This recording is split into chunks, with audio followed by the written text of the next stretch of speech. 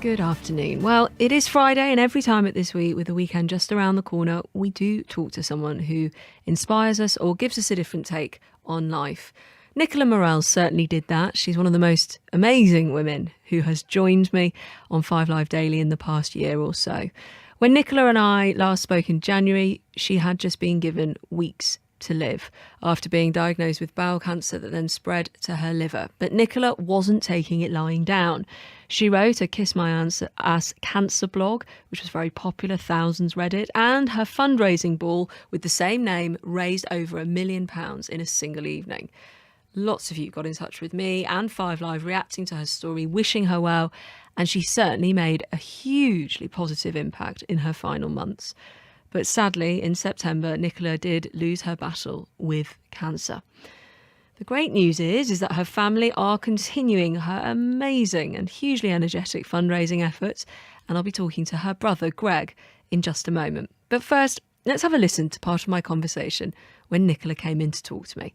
Here's her telling me about her approach to standing up to cancer. I'm not going anywhere. I've got no intention. I have no intention of going anywhere. I'm far too bossy. I've got far too many things to do. I've got a little girl to bring up. I've got my fight squad to have daily banter with. What's the fight squad? So the fight squad is, I pulled the fight squad together. This is a really good example, I think, of how social media can do something positive. I like the name already. Yeah. So I invited, there's about 30 of us, all women apart from my husband and my brother. I feel so sorry for them because we do forget that they're on there sometimes when we're talking about women's things. So I sent them out a message via WhatsApp saying, look, this has all got very scary now. And whilst my intention is to not give up, I'm going to need your help because there's going to be some very difficult things that I need to do. So initially what I said was, I just want you to help me through my dark days. I want someone to come with me to arrange my funeral. I want to buy Sienna her 18th, 21st birthday presents. I want to buy something for her wedding day because, in all honesty, whilst I'm fighting for every day, I'm not going to be here for that. That's the naked truth of it. And I wanted to write a book for Sienna and all those things. So as we got chatting, and they were fantastic. They really are my safe haven, if you like. They're just brilliant, and they make me laugh every day. And then I said that I wanted to leave a legacy. I wanted to find a way to show Sienna that no matter what the odds are, you should never give up, and that it's so important actually to not just think about yourself, to think about what you can do for others. I think the world, I know this sounds very preachy and, but I do think the world would be such a much better place if we all just thought about other people a little bit more. So we then started out, thinking about ideas for fundraising. And I said that I wanted to fundraise for a trial drug that I'm on at the moment, which I think if I'd have had it earlier, maybe I would have had the fact. Yeah. So this is your idea then to put this ball on? Yeah, the ball actually wasn't my idea. It was one of the fight squad's idea. But we sort of all just. But this is how it starts to come about. That's how it started. So we got some of our own merchandise made. We then had a triathlon, family fun day, and we've done all of this we pulled it together. The fight squad came together on the 12th of October, and the ball was last Saturday.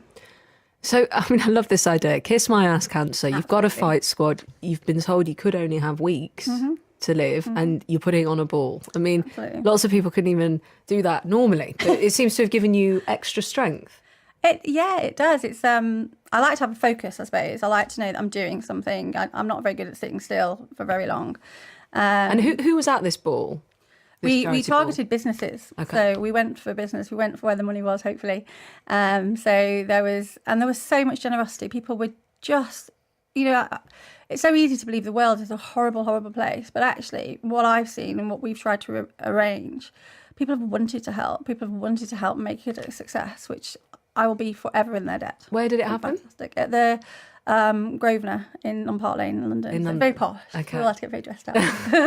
Well, why not? Why not? If you're going to do it, I got a new dress. It was fantastic. That was Nicola Morels, who sadly lost her battle with cancer in September. Her brother Gregg joins me now. Hello, Gregg. Hi, Emma. First of all, thank you so much for coming on. Absolute privilege. And I also must say that my huge condolences go to you and your family. I really enjoyed meeting. Thank you very much. Nicola, what a woman. Oh, definitely. I think hearing her back there, that if that was recorded in just over a year ago, it just sums up that she carried that on. She certainly was bossy. I can say that she carried that on. And her legacy just built and built and built. So much so that the second ball went ahead just at the end of September, which again was a massive success. It was all planned by Nicola. It was something that she made sure was going to happen, as tough as it was, because unfortunately 48 hours before we said goodbye to Nicola. So for myself and my family to attend the ball, along with very close friends and family, and the fight squad that she spoke so passionately about. Love the fight squad. Yeah, they're still going. They're still there. Was an immensely tough evening, but again, it just showed the strength that Nicola displayed with regards to that we all stood there together and we got through it.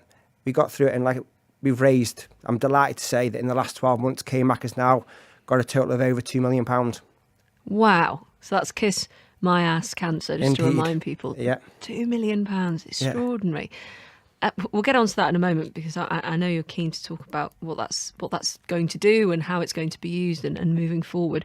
But you did just say there you all had to go to this ball only 48 hours after she passed away. How did you do that? If I'm honest, Em, I don't know. I think I made a promise to Nicola. Not long before she passed away, I had a conversation with Nicola that was very honest. Nicola always had a very good understanding of the way to bring the best out of people. She certainly knew how to bring the best out of her brother. And she asked me to make 4 promises to her, and one of them was to attend the ball.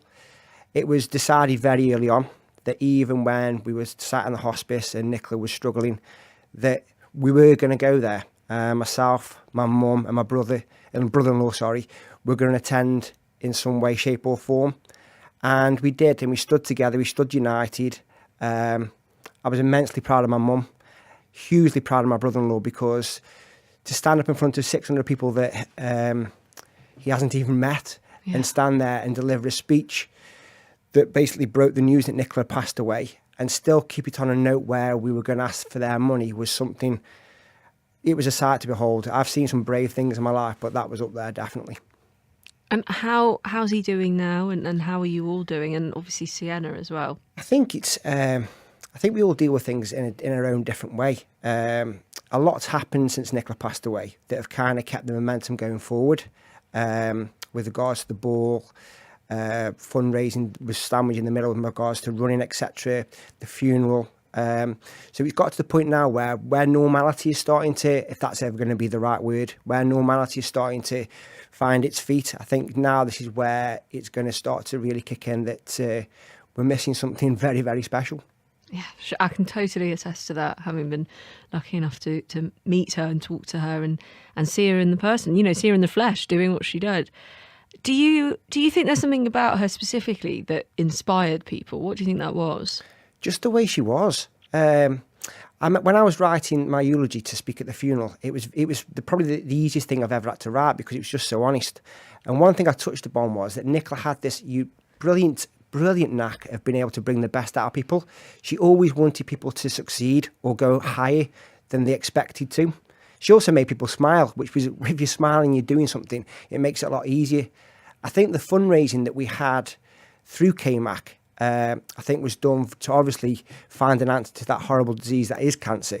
But I also strongly believe it was done through because they wanted Nicola to push them further. And some of the things that people have done prove that. I mean, the facts are backed up by 2 million in a year. It just says that people went above and beyond. And I'm exceptionally proud to even be a part of that. It was all about battling for her, wasn't it? Keeping this positive mindset, trying to do things, trying to take action. How was she in the last few days? She was still driven. Really? All the way. I never saw my sister take a backward step, even when times were tough. Never. She always had this belief that there'd be a way forward, there'd be a way to move out of the difficult situation she was. The sad thing was, even to the last moments, myself and my family believe that her will was still there to try and find a way to get out of the difficult position she was in. But sadly, her body wasn't going to go with her this time. And that's why eventually it was time for her to say good night. I know this must be really hard.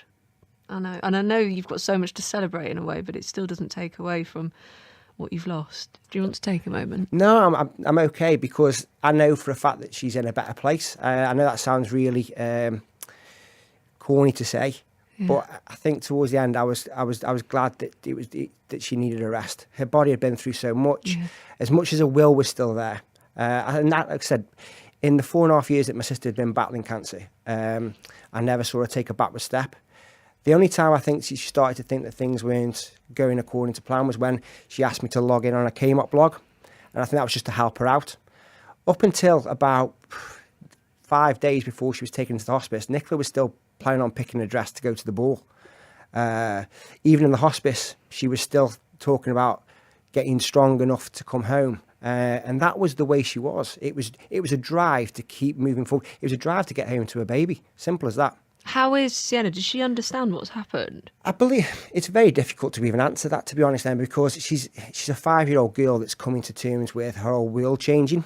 The sad thing from an uncle's point of view was, I sadly think that Sienna lost Nicola before we all did, because there was a time where Nicola couldn't spend time with Sienna like she wanted to do.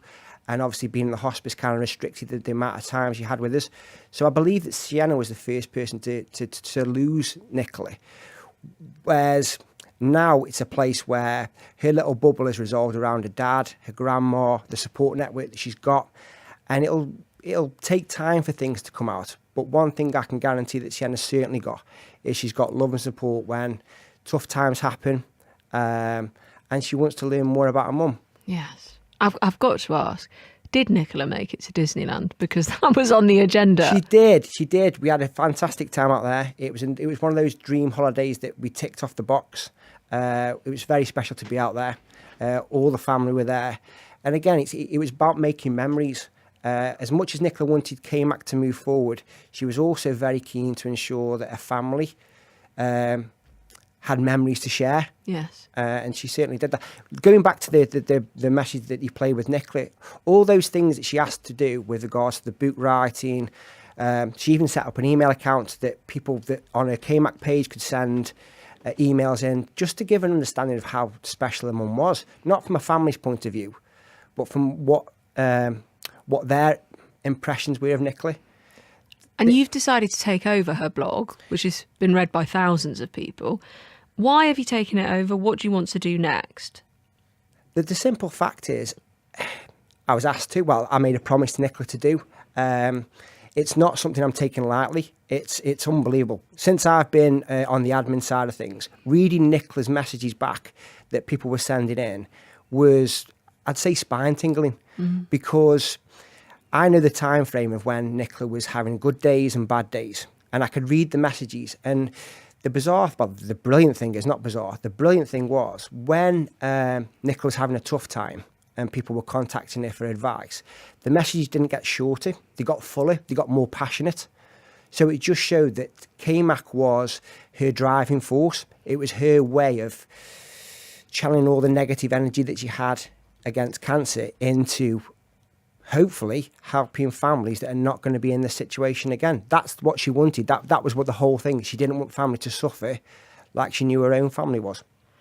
And the money, this huge amounts of money, what's it going towards? Again, it's there. It started off that Nicola wanted to be able to help families out. But obviously with this immunotherapy team coming along, I'm very proud to say that Nicola now has a research team named after her. Not long after she spoke to yourself, she was at the House of Lords. She was invited to the House of Lords to talk about how immunotherapy goes forward. Since Nicola spoke there, I believe that the research has stepped up. Conventions are now taking it very, very serious. So from that point of view, the fact that we can still provide money to take this, as it was a trial, further forward, and hopefully what was Nicola's dream was to get it somewhere on the NHS available to everybody, then that's certainly something that I'll give plenty of my time to hopefully move forward. And the squad is still intact? The squad is still intact, yes. Me and Steve are still the two sole members, male members, which again, I can totally back up with Nicola and say, sometimes you read that and go, ladies, come on. But they, I'm sure you want to do a shout out to them because they've been an immeasurable force, haven't they? Absolutely outstanding. It was a great idea. As Nicola quite rightly said, it was about getting people together, very different takes on life, just to basically have the grounding to be able to bounce ideas off. Considering that was formed in the just before we started fundraising, to get to where we are now just proves that it worked. And like I said to you, having family members on there, like my mum, etc., was a nice balance. It really was. And we've come up with some fantastic ideas. And the fact that, again, we've got the results with regards to the fundraising we've had, and there are still plans in the pipeline, which is great. And I'll go back to them and go back to my family, and that's what's going to take KMAC forward. I firmly believe it will. Is there anything else you just want to say, in terms of your sister, in terms of her legacy, how we should think of her? I just think we had Mr. John Bishop back to the ball again for the second one. And I think he summed up Nicola pretty well when he said she was a tour de force, where she was just something phenomenal. And being a baby brother that's grew up with her all my life, I can honestly say that she was that.